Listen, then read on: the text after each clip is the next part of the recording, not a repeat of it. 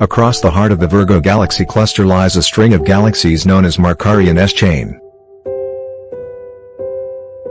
Prominent in Markarian S-chain are these two interacting galaxies, NGC 4438, left, and NGC 4435, also known as the Eyes. About 50 million light-years away, the two galaxies appear to be about 100,000 light-years apart in this sharp close-up, but have likely approached to within an estimated 16,000 light-years of each other in their cosmic past.